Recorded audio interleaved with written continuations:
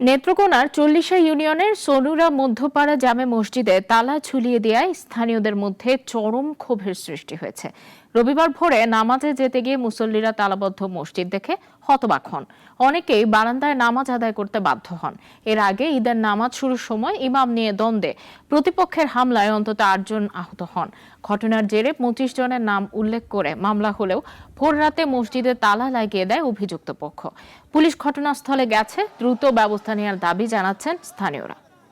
কালকে ঈদবরার মাঠ নিয়ে কেন্দ্র করে নুরুল ইসলাম নয়ন আওয়ামী লীগের সেক্রেটারি তার লোকজন নিয়ে আমাদের উপর অতর্কিত হামলা চালায়। আজকে সকালে যখন ফজরের নামাজ পড়তে মুসল্লিরা আসছে তখন আইসা দেখে কোনো মসজিদে ঢুকার কোনো সুযোগ নেই, তালা মারা ডাবল। পুলিশও এটা জানে পুলিশও এটার কোনো ব্যবস্থা নিতেছে না। পুলিশকে আমরা মাত্র ফোন দিয়ে জানাইছি যে তালা ডাবল তালা মারা। আমরা এখানে কিভাবে নামাজ পড়বো আর কিভাবে আমরা কি করব? নামাজ তো আর এখানে সাধারণ মানুষ কেমনে চলবো? ওয়ালটন আবারও মিলিনিয়ার অফারে ওয়ালটন ফ্রিজ কিনে আপনিও হয়ে যেতে পারেন মিলিয়নিয়ার।